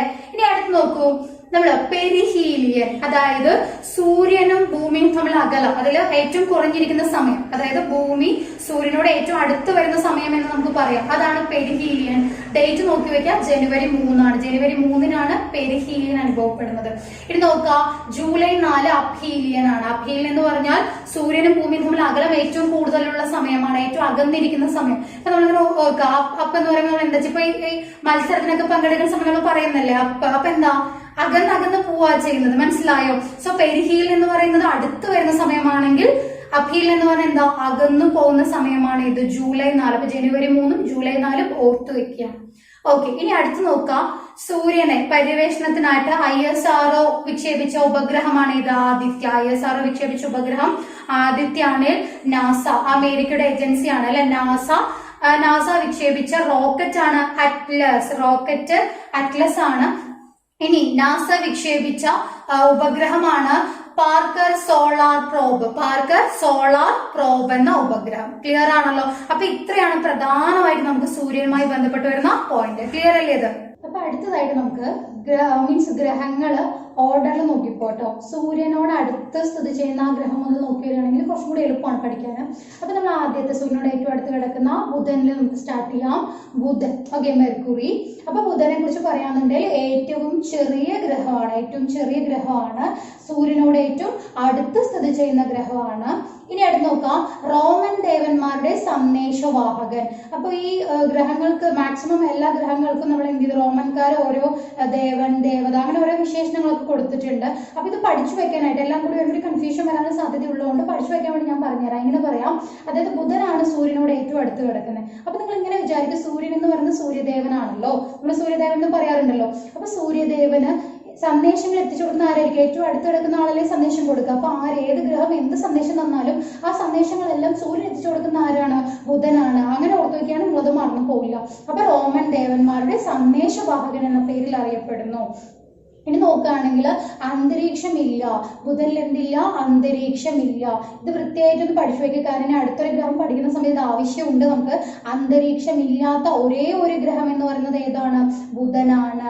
ഓക്കെ, ഇനി ബുധനെ കുറിച്ച് പഠിക്കാനായിട്ട് വിക്ഷേപിച്ച ദൗത്യമാണ് മെസ്സഞ്ചർ. അപ്പൊ ബുധനെ കുറിച്ച് പഠിക്കാൻ വിക്ഷേപിച്ച ദൗത്യം ഏതാണ്? മെസ്സഞ്ചർ ആണ്. ഓക്കെ, ഇനി ഭൂമിക്ക് തുല്യമായ കാന്തിക മണ്ഡലമാണ്. ഭൂമിക്ക് തുല്യമായ കാന്തിക മണ്ഡലമുള്ള ഗ്രഹമാണ് ഇത്? നമ്മുടെ ബുധൻ. ഓക്കെ, അപ്പൊ പിന്നെ നോക്കാം, ഉപഗ്രഹങ്ങളില്ല. അപ്പൊ ഇങ്ങനെ ഓർത്ത് വെക്കുക, അന്തരീക്ഷമേ ഇല്ല അല്ലെ. അന്തരീക്ഷം ഇല്ലാത്ത സ്ഥലത്ത് എന്തും ഇല്ല, ഉപഗ്രഹങ്ങളും ഇല്ല എന്ന് ഓർക്കാം. അപ്പൊ നമ്മൾ സാധാരണയായിട്ട് പഠിക്കാൻ എളുപ്പത്തിൽ ഞാൻ ഇങ്ങനെയാണ് പറഞ്ഞു കൊടുക്കാറ്, ഗ്രഹങ്ങളുടെ മക്കളാണ് ഉപഗ്രഹം എന്ന് നിങ്ങൾ അങ്ങോട്ട് വിചാരിക്കുക. കാരണം നമുക്ക് അടുത്തൊരു പോയിന്റ് കൂടി വരാനുണ്ട്, അപ്പൊ കുറച്ചും കൂടി കണക്ട് ചെയ്യാൻ വേണ്ടിയിട്ടാണ്. അപ്പൊ നോക്കാം, അന്തരീക്ഷമേ ഇല്ലാത്ത സ്ഥലത്ത് ആരും ഉണ്ടാവില്ല, ഉപഗ്രഹങ്ങളും ഇല്ല. അങ്ങനെ ഓർത്ത് വെക്കുക, അന്തരീക്ഷവും ഇല്ല, അവിടെ ആരും ഇല്ല, ഉപഗ്രഹങ്ങളും ഇല്ല. ഇനി അടുത്ത് നോക്കൂ, സൂര്യനോട് ഏറ്റവും അടുത്തല്ലേ, അപ്പൊ പരിക്രമണ വേഗത എങ്ങനെയായിരിക്കും? കൂടുതലായിരിക്കില്ലേ? പെട്ടെന്ന് പരിക്രമണം ചെയ്ത് കഴിയില്ല. എന്താ പരിക്രമണം? സൂര്യന്റെ ആ ചുറ്റുമുള്ള ആ ഒരു പാതയിലൂടെ എല്ലാവരും ഒരു തവണ കറങ്ങി എത്തുന്നതാണ് ഇത് പരിക്രമണം എന്നറിയപ്പെടുന്നത്. ഓക്കെ, അപ്പൊ പരിക്രമണ വേഗത ഏറ്റവും കൂടുതലാണ്, അതായത് 88 ദിവസമാണ് പരിക്രമണ കാലം എന്നറിയപ്പെടുന്നത്. അതിന് മീനിങ് എന്താ? ഒരു വർഷത്തിൽ 88 ദിവസം അല്ലെ, ഒരു തവണ കറങ്ങിയെടുക്കുന്നതാണ് ഒരു വർഷം. അപ്പൊ എന്താ? 88 ദിവസം. അപ്പൊ വർഷത്തിന്റെ ദൈർഘ്യം ഏറ്റവും കുറഞ്ഞതും ആർക്കാണ്? ബുധനാണ് എന്ന് ഓർത്തു വയ്ക്കുക. ഓക്കെ, അടുത്ത് നോക്കുക, പരിക്രമണ വേഗത കൂടുതലായതുകൊണ്ട് തന്നെ മറുത എന്ന് അല്ലെങ്കിൽ വിൽ ഓ വിസ്പ് എന്ന പേരിൽ അറിയപ്പെടുന്നു. മറുത അല്ലെങ്കിൽ വിൽ ഓ വിസ്പ് എന്ന പേരിൽ അറിയപ്പെടുന്നുണ്ട്. ഓക്കെ, ഇനി അതുപോലെ തന്നെയാണ് ഗ്രഹങ്ങളുടെ ചൂട്, സാന്ദ്രത രണ്ടിലും സ്ഥാനം. ബുധന്റെ സ്ഥാനം സെക്കൻഡ് ആണ്, ഓർത്ത് വെക്കുക. ഏറ്റവും ചൂട് കൂടിയ രണ്ടാമത്തെ ഗ്രഹമാണ്. ഏറ്റവും ചൂട് കൂടിയ ഗ്രഹം ശുക്രനാണ്. പിന്നെ അതുപോലെ തന്നെ ഏറ്റവും സാന്ദ്രത കൂടിയ രണ്ടാമത്തെ ഗ്രഹം ബുധനാണ്.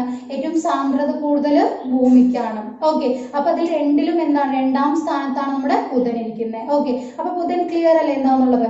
അപ്പൊ നോക്കൂ, സൂര്യനിൽ നിന്ന് രണ്ടാം സ്ഥാനത്തുള്ളത് ശുക്രനാണ്, വീനസ് ആണ്. അപ്പൊ വീനസിനെ കുറിച്ച് പറയാന്നുണ്ടെങ്കിൽ ആദ്യം നമുക്ക് പറയാം. ആദ്യം ഞാൻ ബുധൻ പറഞ്ഞു അവിടെ അന്തരീക്ഷം ഇല്ല എന്ന് പറഞ്ഞു. അപ്പൊ ഇങ്ങനെ ഓർത്ത് വെക്കാം, അന്തരീക്ഷം ഉണ്ടെങ്കിൽ മാത്രമേ സൂര്യപ്രകാശം എന്ത് ചെയ്യുള്ളൂ? പ്രതിഫലിക്കുള്ളൂ. അപ്പോ സൂര്യൻ നിന്ന് വരുന്ന പ്രകാശം ബുധനിൽ പ്രതിഫലിക്കാൻ നേരെ തട്ടുന്ന എവിടെയായിരിക്കും? ശുക്രനിലായിരിക്കും. അപ്പൊ സൂര്യപ്രകാശം പ്രതിഫലിക്കുന്നത് ശുക്രനിലാണെന്ന് ഓർത്തു വെക്കുക. സോ നോക്കോളൂ, തിളക്കം കൂടുതലാണ്. പ്രകാശം വരുമ്പോൾ അവിടെ എന്തായിരിക്കും? തിളക്കം വരില്ലേ? അപ്പൊ നോക്കുക, തിളക്കം കൂടിയ ഗ്രഹം എന്നറിയപ്പെടും, തിളക്കമാർന്ന ഗ്രഹം എന്നറിയപ്പെടുന്നു. തിളക്കം കൂടുന്നതിനനുസരിച്ച് എന്തായിരിക്കും? ചൂട് കൂടും അല്ലെ. നമ്മൾ ലൈറ്റ് ഇടാതെ ഇരിക്കുന്നതും ലൈറ്റ് ഇടുന്ന സമയത്ത് എന്തായിരിക്കും? തിളക്കം ഉണ്ടാവും, പക്ഷെ അതിനനുസരിച്ച് എന്താ? ചൂടും വരില്ലേ? അതേപോലെ തിളക്കം കൂടിയ ഗ്രഹമാണ്. കൂടുതൽ എന്ത് പഠിച്ചു വെക്കുക? ചൂട് കൂടിയ ഗ്രഹമാണ്.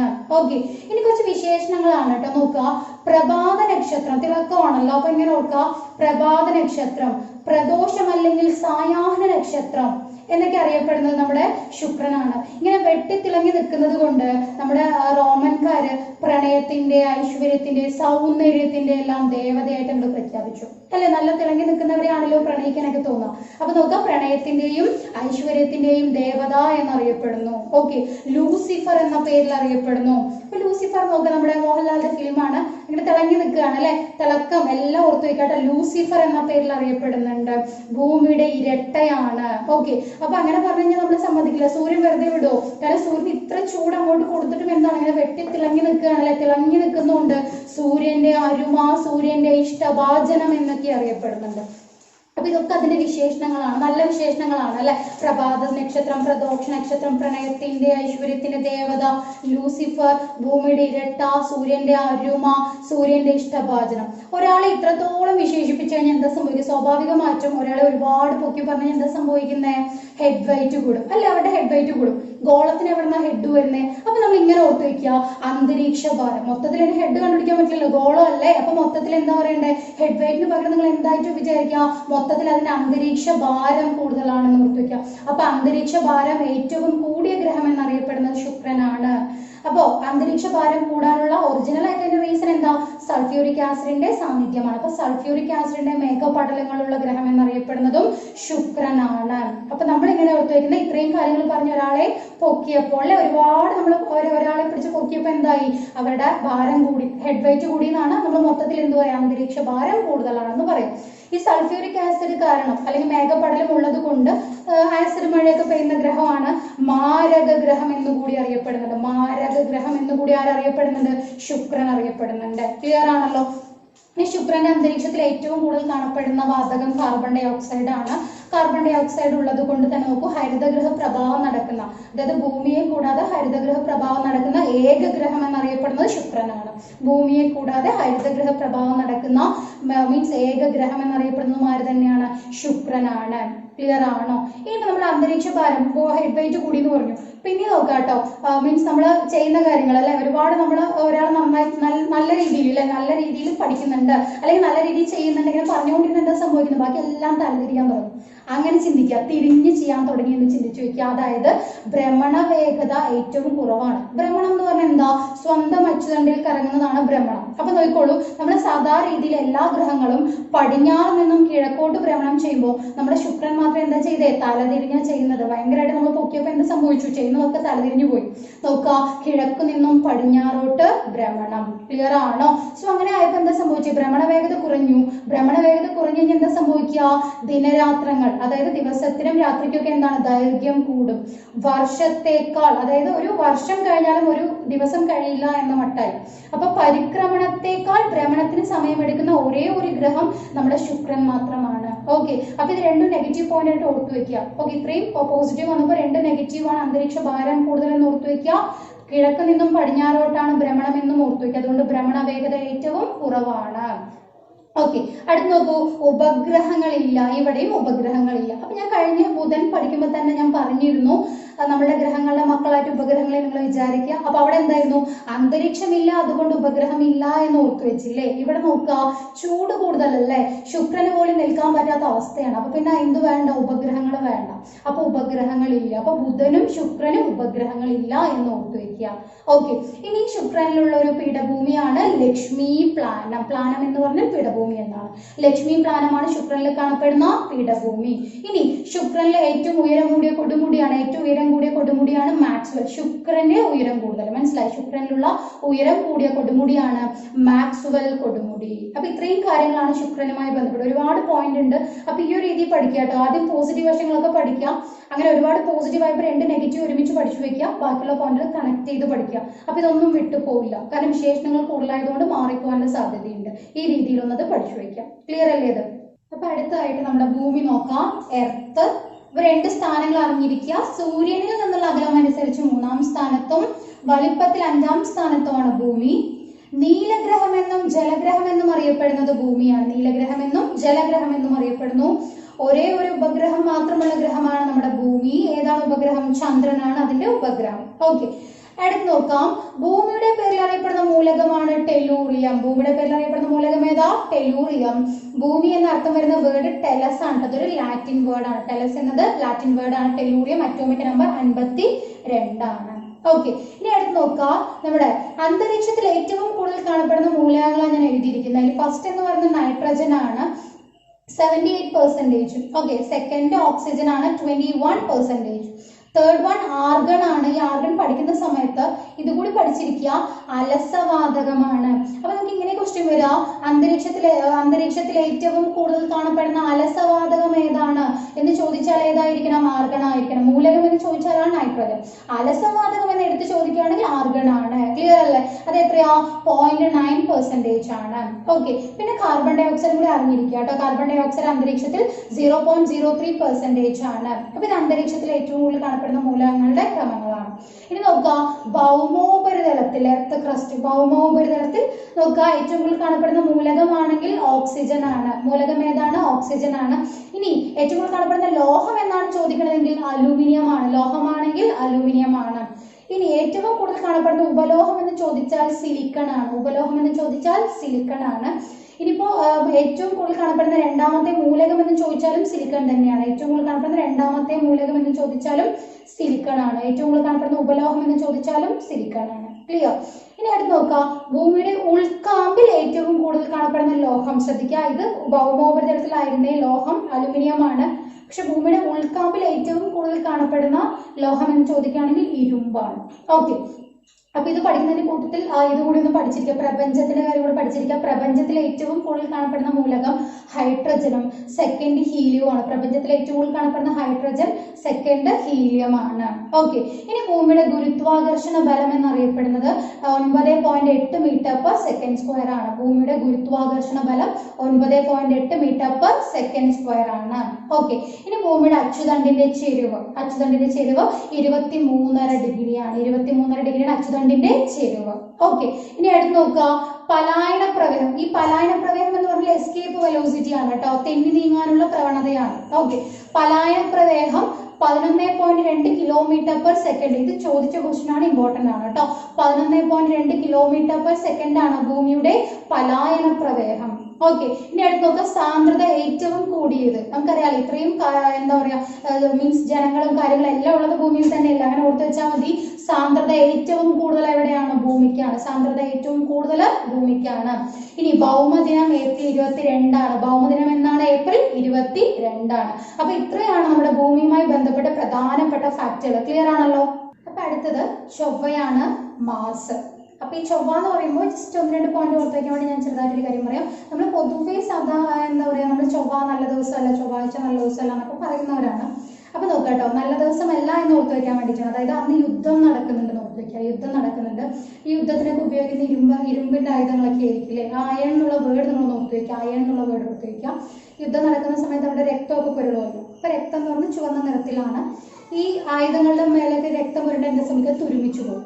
അപ്പൊ ഈ ഒരു കാര്യത്തിൽ നമുക്ക് 4 പോയിന്റ് ആണ് കിട്ടുന്നത്. അതായത് ചൊവ്വയെ റോമൻകാർ യുദ്ധദേവനായിട്ടാണ്, റോമൻകാരുടെ യുദ്ധദേവനാണ്. ഓക്കെ, ഇനി അടുത്ത് നോക്കൂ, ചുവന്ന ഗ്രഹമാണ്. ബ്ലഡിന്റെ കാര്യം ഞാൻ പറഞ്ഞു, ചുവന്ന ഗ്രഹം. പിന്നെ അയൺ ഓർത്ത് വയ്ക്കാൻ പറഞ്ഞു. ഈ ചുവന്ന നിറത്തിന് കാരണം, ചൊവ്വയുടെ ചുവന്ന നിറത്തിന് കാരണം അയൺ ഓക്സൈഡിന്റെ സാന്നിധ്യമാണ് എന്ന് ഓർത്ത് വയ്ക്കുക. അയൺ ഓക്സൈഡിന്റെ സാന്നിധ്യമാണ്. പിന്നെ എന്താ പറഞ്ഞേ, തുരുമ്പ് പിടിച്ചു പോയി എന്ന് പറഞ്ഞില്ലേ, തുരുമ്പിച്ച ഗ്രഹമാണ്. ക്ലിയർ ആണല്ലോ? അപ്പൊ അതിന്റെ വിശേഷണങ്ങളാണ്. ഇനി 2 ഉപഗ്രഹങ്ങളുള്ള ഗ്രഹമാണ് ചൊവ്വ. ഉപഗ്രഹങ്ങൾ ഫോബോസും ഡീമോസുമാണ്. അപ്പൊ ഫോബോസ് എന്ന് പറയുന്നത് കറുത്ത ചന്ദ്രൻ എന്ന പേരിൽ അറിയപ്പെടുന്നു. ബ്ലാക്ക് മൂൺ അല്ലെങ്കിൽ കറുത്ത ചന്ദ്രൻ എന്നറിയപ്പെടുന്നത് ഫോബോസ് ആണെങ്കിൽ, ഡീമോസ് നമ്മുടെ സൗരയൂഥത്തിൽ തന്നെ ഏറ്റവും ചെറിയ ഉപഗ്രഹം എന്നറിയപ്പെടുന്നത് ഡീമോസ് ആണ്. സൗരയൂഥത്തിൽ തന്നെ ഏറ്റവും ചെറിയ ഉപഗ്രഹം ഡീമോസ് ആണ്. ക്ലിയർ ആണല്ലോ? ഇനി നോക്കുക, ഭൂമിക്ക് സമാനമായ ഋതുഭേദങ്ങൾ, ഭൂമിക്ക് സമാനമായ ഭ്രമണകാലവുമുള്ള ഗ്രഹമാണ് നമ്മുടെ ചൊവ്വ. നോക്കൂ, നമ്മുടെ ഭൂമിയുടെ ഭ്രമണകാലം എന്ന് പറയും ഒരു ദിവസമല്ല, 24 മണിക്കൂർ. ഇവിടെ നോക്കുക, ഭ്രമണകാലം എന്നറിയപ്പെടുന്നത് 24 മണിക്കൂറും 37 മിനിറ്റുമാണ് ചൊവ്വയുടെ ഭ്രമണകാലം എന്നറിയപ്പെടുന്നത്. അപ്പൊ ഭൂമിക്ക് സമാനമായ ഋതുഭേദങ്ങളും ഭ്രമണകാലവും എന്ന് ഓർത്തുവെക്കുക. ഓക്കെ, ഇനി ചൊവ്വ ദൗത്യമാണ് അല്ലെ, ചൊവ്വയിൽ പോയ ദൗത്യമാണ് മംഗൾയാൻ. സോ മംഗൾയാൻ വിക്ഷേപിച്ച ഡേറ്റ് ഓർത്ത് വയ്ക്കുക, 2013 നവംബർ 5-നാണ് മംഗൾയാൻ വിക്ഷേപിച്ചത്. ആദ്യ ദൗത്യത്തിൽ തന്നെ വിജയകരമാക്കിയത്, ആദ്യ ദൗത്യം തന്നെ വിജയകരമാക്കിയത് ഇന്ത്യയാണ് കേട്ടോ. അപ്പൊ നോക്കുക, അത് വിക്ഷേപിച്ചത്, ഈ മംഗൾയാൻ വിക്ഷേപിച്ചത് Indian space research organisation satellite centre ആണ്. ISAC ആണ് അത് വിക്ഷേപിച്ചത്. ഓക്കെ, അതിന് സഹകരിച്ച രാജ്യം ഫിജിയാണ്. സഹകരിച്ച രാജ്യം ഏതാണ്? ഫിജിയാണ്. വിക്ഷേപിച്ച വാഹനം PSLV C-25 ആണ്. വിക്ഷേപിച്ച വാഹനം PSLV C-25 ആണ്. ഇനി വിക്ഷേപിച്ചത് സതീഷ് ധവാൻ സ്പേസ് സെന്ററിൽ നിന്നാണ്. സതീഷ് ധവാൻ സ്പേസ് സെന്റർ, ശ്രീഹരിക്കോട്ട അല്ലെ, ആന്ധ്രാപ്രദേശിലെ ശ്രീഹരിക്കോട്ടയിലാണ് സതീഷ് ധവാൻ സ്പേസ് സെന്റർ എന്നാണ് വിക്ഷേപിച്ചത്. ഓക്കെ, അപ്പൊ നോക്കുക, ഏഷ്യയിൽ തന്നെ ചൊവ്വ ദൗത്യം വിജയകരമാക്കിയ ആദ്യത്തെ രാജ്യം എന്നറിയപ്പെടുന്നത് ഇന്ത്യയാണ്. ഏഷ്യയിൽ തന്നെ ആദ്യത്തെ രാജ്യമാണ് ഇന്ത്യ. വിജയകരമായി പൂർത്തീകരിച്ച ആദ്യ രാജ്യമാണ് ഇന്ത്യ. ഇനി മംഗൾയാൻ വിക്ഷേപിക്കുന്ന സമയത്ത് ISROയുടെ ചെയർമാൻ K രാധാകൃഷ്ണനാണ്. ISRO ചെയർമാൻ ആയിരുന്നത് K രാധാകൃഷ്ണനാണ്. ക്ലിയർ അല്ലേ? അടുത്ത് നോക്കുക, ചൊവ്വയുടെ ചിത്രങ്ങൾ പകർത്തിയ ആദ്യത്തെ പേടകമാണ് മാരിനർ 4 എന്ന് പറയുന്നത്. ചൊവ്വയുടെ ചിത്രങ്ങൾ പകർത്തിയ പേടകം മാരിനർ 4 ആണ്. കൊളംബിയ മെമ്മോറിയൽ സ്റ്റേഷൻ സ്ഥിതി ചെയ്യുന്നത് ചൊവ്വയിലാണ്. കൊളംബിയ മെമ്മോറിയൽ സ്റ്റേഷൻ ചൊവ്വയിലാണ്. ഇനി സൗരയൂഥത്തിൽ തന്നെ ഏറ്റവും ഉയരം കൂടിയ കൊടുമുടിയായ ഒളിമ്പസ് മൗണ്ട് സ്ഥിതി ചെയ്യുന്നത് ചൊവ്വയിലാണ്. ശ്രദ്ധിക്കുക, സൗരയൂഥത്തിൽ തന്നെ ഏറ്റവും ഉയരം കൂടിയ കൊടുമുടിയാണ് ഒളിമ്പസ് മൗണ്ട് സ്ഥിതി ചെയ്യുന്നത് ചൊവ്വയിലാണ്. ഇനി ചൊവ്വയിൽ ഇറങ്ങിയ ആദ്യ പേടകം എന്നറിയപ്പെടുന്നത് വൈക്കിംഗ് ആണ്. വൈക്കിംഗ് 1 ആണ് ആദ്യത്തെ പേടകം, ചൊവ്വയിൽ ഇറങ്ങിയ ആദ്യ പേടകം എന്നറിയപ്പെടുന്നത്. ഓക്കെ, ചൊവ്വയുടെ അന്തരീക്ഷത്തിൽ ഏറ്റവും കൂടുതൽ കാണപ്പെടുന്നത് കാർബൺ ഡൈ ഓക്സൈഡ് ആണ്. ചൊവ്വയുടെ അന്തരീക്ഷത്തിൽ ഏറ്റവും കൂടുതൽ കാണപ്പെടുന്നത് ഏതാ? കാർബൺ ഡൈ ഓക്സൈഡ് ആണ്. അപ്പൊ ഇത്രയും കാര്യങ്ങളാണ് ചൊവ്വയുമായി ബന്ധപ്പെട്ട് പ്രധാനപ്പെട്ട് നമുക്ക് പഠിക്കാനുള്ളത്. ക്ലിയർ അല്ലേ ഇത്? അപ്പൊ അടുത്തായിട്ട് നമുക്ക് വ്യാഴം നോക്കാം. വ്യാഴം, ജൂപ്പിറ്റർ. സൗരയൂഥത്തിൽ തന്നെ ഏറ്റവും വലിയ ഗ്രഹമാണ് വ്യാഴം. അതുകൊണ്ട് നമ്മുടെ ഇന്ത്യൻ സങ്കല്പത്തില് ബൃഹസ്പതി എന്നറിയപ്പെടുന്നുണ്ട്. പിന്നെ അതുപോലെ വലുതായതുകൊണ്ട് റോമൻ ദേവതകളുടെ രാജാവ്. നമുക്ക് കുറെ റോമൻ ദേവന്മാരും ദേവതകളൊക്കെ ഉണ്ട്. അപ്പൊ വലുതായതുകൊണ്ട് നമുക്ക് വ്യാഴത്തിന് എന്താക്കാം? നമ്മുടെ രാജാവാക്കാം അല്ലെ. റോമൻ ദേവതകളുടെ രാജാവ് എന്നറിയപ്പെടുന്നത്, ദേവാദിദേവൻ എന്നറിയപ്പെടുന്നത് വ്യാഴമാണ്. ഓക്കെ, വലുതായതുകൊണ്ട് ആ വിശേഷണങ്ങളൊക്കെ പറയാം. ഓക്കെ, ഇനി നോക്കാം. ഉപഗ്രഹങ്ങളുടെ എണ്ണത്തിൽ 2ാം സ്ഥാനത്താണ്. ആദ്യം 1ാം സ്ഥാനത്തായിരുന്നു, പക്ഷെ ഈ അടുത്തായിട്ട് നമുക്ക് കറണ്ട് അഫയറിൽ നമ്മൾ പഠിച്ച കാര്യമാണ്. ശനിക്ക് കുറച്ചും കൂടി ഉപഗ്രഹങ്ങൾ 20 ഉപഗ്രഹങ്ങൾ കണ്ടുപിടിച്ചത് കൊണ്ട് ഇപ്പൊ 2ാം സ്ഥാനത്താണ് വ്യാഴം. ഉപഗ്രഹങ്ങളുടെ എണ്ണത്തിൽ 2ാം സ്ഥാനത്താണ്. 79 ഉപഗ്രഹങ്ങളാണുള്ളത്. ഓക്കെ, നോക്കുക. സൗരയൂഥത്തിൽ തന്നെ ഏറ്റവും വലിയ ഉപഗ്രഹമാണ് ഗാനിമെഡ്. വ്യാഴത്തിന്റെ മാത്രമല്ല, സൗരയൂഥത്തിൽ തന്നെ ആകെ മൊത്തം നോക്കുമ്പോഴും ഏറ്റവും വലിയ ഉപഗ്രഹം ഏതാണ്? ഗാനിമെഡ് ആണ്. ഓക്കെ, അടുത്തത് വ്യാഴം കണ്ടെത്തിയത് ഗലീലിയോ. 1610 ഗലീലിയോ ആണ് വ്യാഴം കണ്ടെത്തിയത്. ഓക്കെ, ഇനി നോക്കാം. ഭ്രമണ വേഗത കൂടുതലാണ്. അപ്പൊ നമ്മൾ വിചാരിക്കും വ്യാഴം വലുതല്ലേ, അപ്പൊ ഭ്രമണ വേഗത കൂടുതൽ ഓർത്ത് വെക്കാൻ വേണ്ടി ഇങ്ങനെ ഓർത്ത് വെക്കുക, വലുതാണല്ലോ. അപ്പൊ അച്ചുതണ്ടി നിൽക്കുന്ന സമയത്ത് എന്താവും? അത് നിൽക്കാൻ പറ്റില്ല, വെയിറ്റ് കാരണം എന്താണ്? പെട്ടെന്ന് നമ്മൾ കറങ്ങി പോകും. മനസ്സിലായപ്പോ എന്താ? ഭ്രമണ വേഗത കൂടുതലാണ് എന്ന് ഓർത്ത് വെക്കുക. ഭ്രമണ വേഗത ഏകദേശം 9 മണിക്കൂറും 55 മിനിറ്റുമാണ് ഒരു തവണ ഭ്രമണം ചെയ്യാൻ എടുക്കുന്നത്. ഈ ഭ്രമണ വേഗത കൂടി എന്താ സംഭവിക്കുക? ദൈർഘ്യം കുറഞ്ഞ ദിനരാത്രങ്ങൾ. കാരണം നോക്കൂ, ഒരു ദിവസത്തിൽ ഏകദേശം 10 മണിക്കൂർ മാത്രമേ ദൈർഘ്യമുള്ളൂ ഒരു ദിവസത്തിന്. ഓക്കെ, അപ്പോൾ ദൈർഘ്യം കുറഞ്ഞ ദിനരാത്രങ്ങളാണ് ആർക്കുള്ളത്? വ്യാഴത്തിനുള്ളത്. ഓക്കെ, ഇനി നോക്കുക. ഗുരുത്വാകർഷണ ബലം കൂടുതലാണ്. ഈ ഗുരുത്വാകർഷണ ബലം കൂടി എന്താ സംഭവിക്കുക? വസ്തുക്കൾക്ക് ഭാരം കൂടുതൽ അനുഭവപ്പെടുന്നതും വ്യാഴത്തിലാണ്. വസ്തുക്കൾക്ക് ഏറ്റവും കൂടുതൽ ഭാരം അനുഭവപ്പെടുന്ന ഏത് ഗ്രഹത്തിലാണ്? വ്യാഴത്തിലാണ്. അപ്പൊ വലുത് എന്നുള്ളത് കൊണ്ട് തന്നെ കൂടുതലൊക്കെ അവിടെയാണെന്ന് ഓർത്ത് വെച്ചാൽ മതി. ഭ്രമണ വേഗത കൂടുതലാണ്, ഗുരുത്വാകർഷണ ബലം കൂടുതലാണ്, അതുകൊണ്ട് തന്നെ വസ്തുക്കൾക്ക് ഏറ്റവും കൂടുതൽ ഭാരം അനുഭവപ്പെടുന്നുണ്ട്. ഓക്കെ, ഇനി ഏറ്റവും ഭാരം കൂടിയ ഗ്രഹം എന്ന് ചോദിച്ചാലും വ്യാഴം തന്നെയാണ്. ഏറ്റവും വലിയ അന്തരീക്ഷമുള്ള ഗ്രഹം എന്ന് ചോദിച്ചാൽ, അപ്പൊ ഇവിടെ നിങ്ങൾ അറിഞ്ഞിരിക്കേണ്ട ഒരു കാര്യം, നമ്മൾ ഓൾറെഡി അന്തരീക്ഷ ഭാരം കൂടുതൽ പഠിച്ചു. എവിടെയായിരുന്നു? അവിടെ ഹെഡ് വെയിറ്റ് കൂടിയ ശുക്രനിൽ നമ്മൾ പഠിച്ചു അല്ലെ. ഹെഡ് വെയിറ്റ് കൂടുതൽ എന്നുകൊണ്ട് നമ്മൾ കണക്ട് ചെയ്ത്. അപ്പൊ അന്തരീക്ഷത്തിന് ഭാരം കൂടുതൽ ശുക്രനാണ്, പക്ഷെ അന്തരീക്ഷം ഏറ്റവും വലിയ അന്തരീക്ഷം ആർക്കാണ്? വ്യാഴത്തിനാണ്. മാറിപ്പോകരുത്. ഇനി നോക്കുക. പലായന പ്രവേഹം ഏറ്റവും കൂടുതൽ ആർക്കാണ്? നമ്മുടെ വ്യാഴത്തിനാണ്. അപ്പൊ ഇവിടെ നിങ്ങൾ ഒരു കാര്യം കൂടി അറിഞ്ഞിരിക്കുക. പലായന പ്രവേഹം ഏറ്റവും കുറവ് ബുധനാണ് കേട്ടോ. പലായന പ്രവേഹം ഏറ്റവും കുറവ് ബുധനാണ്. അപ്പൊ ഇങ്ങനെ ഓർത്തു വെക്കണ്ടേ, തെന്നി നീങ്ങാനുള്ള പ്രവണത എന്ന് ഓർത്താൽ മതി. അപ്പൊ നോക്കൂ, സൂര്യന്റെ ആകർഷണ ബലത്തിൽ നിന്നും തെന്നി നീങ്ങുക എന്ന് ഓർക്കാം. അപ്പൊ നോക്കൂ, സൂര്യന്റെ ഏറ്റവും അടുത്ത് കിടക്കുന്നതല്ലേ ബുധൻ. അപ്പൊ പെട്ടെന്ന് എന്ത് ചെയ്യാൻ പറ്റില്ല? തെന്നി നീങ്ങാൻ പറ്റില്ല. അതുകൊണ്ട് തന്നെ ബുധന് പലായന പ്രവേഹം കുറവാണ് എന്ന് ഓർത്തു വെക്കുക. അപ്പൊ ഒരിക്കലും മാറിപ്പോവില്ല. ഇനി പലായന പ്രവേഹം കൂടുതൽ ആർക്കാണ്? നമ്മുടെ വ്യാഴത്തിനാണ്. ഇത്രയും ഭാരമാണ് അല്ലെ, ആർക്കും എന്ത് പിടിച്ചു നിർത്താനൊന്നും പറ്റില്ല. ഞങ്ങൾ പെട്ടെന്ന് തെന്നി നീങ്ങും. അങ്ങനെ ഓർത്തു വെക്കുക. കാര്യം വലുത്, ചെറുത്, കൂടുതൽ, കുറവ് ഇതൊക്കെ പഠിക്കുന്ന സമയത്ത് കൺഫ്യൂഷൻ വരും.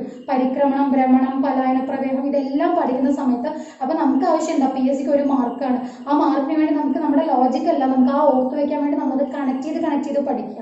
അപ്പൊ സൂര്യന്റെ ആകർഷണ ബലത്തിൽ നിന്നും പെട്ടെന്ന് തെന്നി നീങ്ങാൻ പറ്റില്ല. അതുകൊണ്ട് ബുധനാണ് പലായന പ്രവേഹം കുറവ് എന്ന് ഓർത്തു വെക്കുക. ഇവിടെ എന്താ ഓർത്തു വെക്കേണ്ടത്? വലുതാണല്ലോ, വ്യാഴത്തിനെ പിടിച്ചു നിർത്താൻ മാത്രം ആരും വളർന്നിട്ടില്ല എന്ന് ഓർത്താൽ മതി. അപ്പൊ പെട്ടെന്ന് ഞങ്ങൾ തെന്നി നീങ്ങിപ്പോവും. പലായന പ്രവേഹം കൂടുതൽ ആർക്കാണ്? വ്യാഴത്തിനാണ് എന്നും ഓർത്തു വെക്കുക. ഓക്കെ, ഇനി അടുത്ത് നോക്കൂ. വലിയ ചുവന്ന പൊട്ട് കാണപ്പെടുന്നുണ്ട്. വലിയ ചുവന്ന പൊട്ട് കാണപ്പെടുന്നത് വ്യാഴത്തിലാണ്. അത് കണ്ടുപിടിച്ച റോബർട്ട് ഹുക്കാണ്. 1664 റോബർട്ട് ഹുക്കാണ് വലിയ ചുവന്ന പൊട്ട് കണ്ടെത്തിയത്. ഇനി നോക്കുക.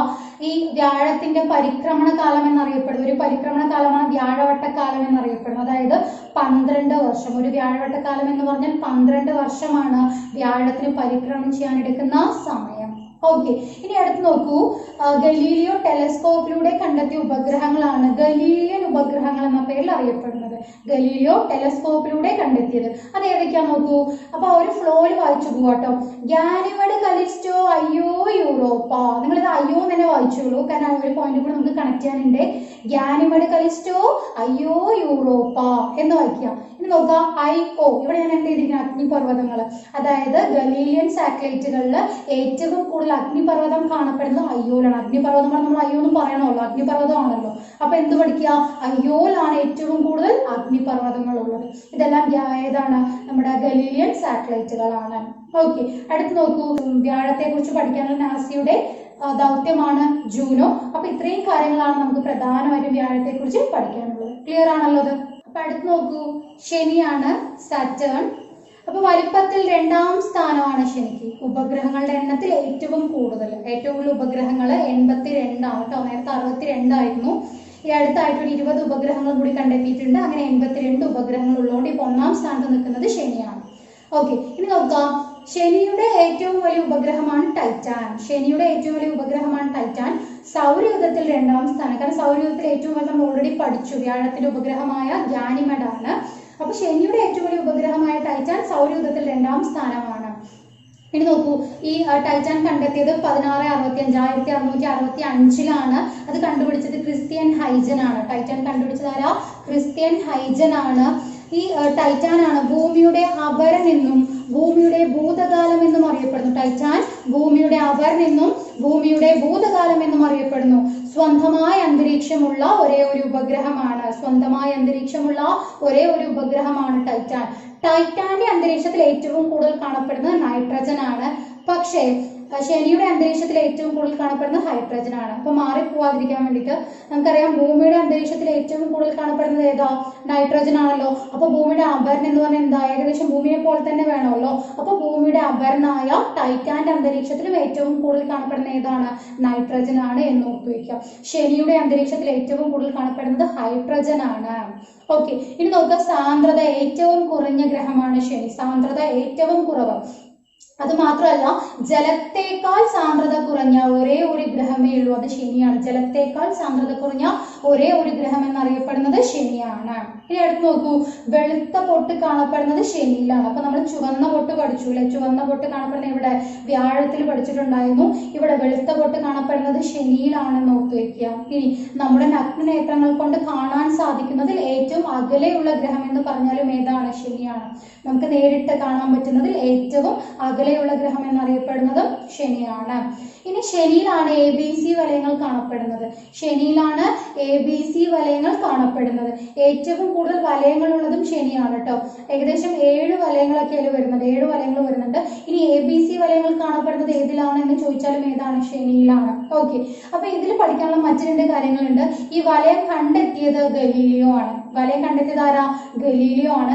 പക്ഷേ ഇതിന് വിശദീകരണം നൽകിയത്, അതായത് ശനിയുടെ ചുറ്റും പ്രദക്ഷിണം ചെയ്യുന്ന പൊടിപടലങ്ങൾ, അന്തരീക്ഷ വായു തട്ടിയിട്ടാണ് ഈ ഒരു വലയങ്ങൾ പോലെ തോന്നുന്നത്. അങ്ങനെ ഒരു വിശദീകരണം നൽകിയ വ്യക്തി വില്യം ഹെർഷൽ ആണ്. എവിടെയോ പഠിച്ചു വില്യം ഹെർഷൽ. എവിടെയാ, ഗാലക്സി എന്ന പദം ആദ്യമായി ഉപയോഗിച്ച വ്യക്തി വില്യം ഹെർഷൽ ആയിരുന്നു. വില്യം ഹെർഷൽ ആണ് ശനിയുടെ വലയങ്ങൾക്ക്, ABC വലയങ്ങൾക്ക് വിശദീകരണം നൽകിയത്. കണ്ടുപിടിച്ചത് ആരാ, ഗലീലിയോ ആണ്. ഓക്കെ, ഇനി ശനി കാർഷിക ദേവൻ എന്നും കാർഷിക ഗുരു എന്നും ഗോൾഡൻ ജയന്റ് എന്നും അറിയപ്പെടുന്നു. കാർഷിക ദേവൻ, കാർഷിക ഗുരു, ഗോൾഡൻ ജയന്റ് എന്നൊക്കെ അറിയപ്പെടുന്നത് ശനിയാണ്. അപ്പൊ വലിപ്പം ഓർത്തു വെക്കണം. എപ്പോഴും വലിപ്പത്തിൽ 2ാം സ്ഥാനത്താണ്. ഉപഗ്രഹങ്ങൾ ഇപ്പൊ ഏറ്റവും കൂടുതൽ. കാരണം നിങ്ങൾ പഠിക്കുന്ന ടെക്സ്റ്റ് ഇപ്പൊ കുറച്ച് മുൻപ് അപ്ഡേറ്റ് ചെയ്ത ടെക്സ്റ്റ് ആണെങ്കിൽ അതിൽ 2ാം സ്ഥാനം ആയിരിക്കും. ഈ അടുത്ത് കറണ്ട് അഫെയറിൽ വന്ന മാറ്റമാണ്, അതൊന്ന് നോട്ട് ചെയ്ത് വെക്കുക. ഉപഗ്രഹങ്ങളുടെ എണ്ണം ഇപ്പൊ 82 ആണ് എന്നത് നോട്ട് ചെയ്ത് വെക്കുക. അപ്പൊ ശനി ക്ലിയർ ആണല്ലോ. അപ്പൊ ഇത്രയാണ് ശനിയിലെ ഇമ്പോർട്ടന്റ് പോയിന്റ്സ്. ഇപ്പൊ അടുത്തത് യുറാനസ് നോക്കാം. യുറാനസ് ആകാശദേവൻ എന്നും അരുണൻ എന്ന് പച്ചഗ്രഹം എന്നൊക്കെ അറിയപ്പെടുന്നത് യുറാനസ് ആണ്. ആകാശദേവൻ, അരുണൻ, പച്ചഗ്രഹം. പച്ചഗ്രഹം എന്ന് പറയുന്നു. ആക്ച്വലി പച്ച കലർന്ന നീല നിറത്തിലാണ് അത് കാണപ്പെടുന്നത് കേട്ടോ. അപ്പൊ നോക്കുക, ആ പച്ചഗ്രഹം അല്ലെങ്കിൽ ആ ഒരു കളറിന് കാരണം മീഥൈനിന്റെ സാന്നിധ്യമാണ് അത് പച്ചഗ്രഹമായത്. ഓക്കെ, ഇനി നോക്കുക. ടെലസ്കോപ്പിലൂടെ കണ്ടെത്തിയ ആദ്യത്തെ ഗ്രഹമാണ് യുറാനസ്. ടെലസ്കോപ്പിലൂടെ കണ്ടെത്തിയ ആദ്യ ഗ്രഹമാണ് യുറാനസ്. കണ്ടുപിടിച്ചത് വില്യം ഹെർഷൽ ആണ്. ടെലസ്കോപ്പിലൂടെ കണ്ടെത്തിയ ആദ്യ ഗ്രഹമാണ് യുറാനസ്. കണ്ടെത്തിയത് വില്യം ഹെർഷൽ ആണ്. ഓക്കെ, ഇനി ഈ യുറാനസിന്റെ ഉപഗ്രഹങ്ങൾക്ക് പേരുകൾ നൽകിയിരിക്കുന്നത് ഷേക്സ്പിയറിന്റെയും അലക്സാണ്ടർ പോപ്പിന്റെ ഒക്കെ കഥാപാത്രങ്ങളുടെ പേരുകളാണ്. അപ്പൊ ഉപഗ്രഹങ്ങൾക്ക് പേര് നൽകിയിരിക്കുന്നത് ഷേക്സ്പിയർ അതുപോലെ അലക്സാണ്ടർ പോപ്പിന്റെ ഒക്കെ കൃതികളിലെ കഥാപാത്രങ്ങളുടെ പേരുകളാണ്. ഇനി നോക്കൂ, യുറാനസിന്റെ പേരിൽ അറിയപ്പെടുന്ന മൂലകമാണ് യുറേനിയം. ഓക്കെ, യുറേനിയം ഇമ്പോർട്ടന്റ് ആയിട്ട് ഒരു പോയിന്റ് ഉള്ളത് സ്വാഭാവിക മൂലകമാണ് യുറേനിയം. ഏറ്റവും അവസാനത്തെ സ്വാഭാവിക മൂലകം എന്നറിയപ്പെടുന്ന യുറേനിയമാണ്. 92ാമത്തെ സ്വാഭാവിക മൂലകമാണ് യുറേനിയം. ഓക്കെ, അടുത്ത് നോക്കുക, ടൈറ്റാനിയ. അതായത് യുറാനസിലെ ഏറ്റവും വലിയ ഉപഗ്രഹമാണ്. യുറാനസിന്റെ ഏറ്റവും വലിയ ഉപഗ്രഹമാണ് ടൈറ്റാനിയ.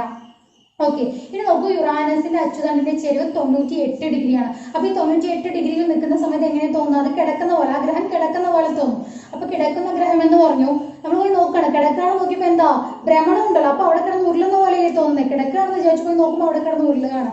അപ്പൊ കിടക്കുന്ന ഗ്രഹം എന്നും ഉരുളുന്ന ഗ്രഹം എന്നും അറിയപ്പെടുന്നത് ആരാണ്? യുറാനസ് ആണ്. ക്ലിയർ അല്ലേ? അപ്പൊ ഇത്രയാണ് യുറാനസുമായി ബന്ധപ്പെട്ടുള്ള പ്രധാന പോയിന്റുകൾ. ക്ലിയർ? അപ്പൊ അടുത്തായിട്ട് നോക്കുക, നമ്മുടെ ഗ്രഹങ്ങളിൽ ഏറ്റവും അവസാനത്തെയാണ് നെപ്റ്റ്യൂൺ.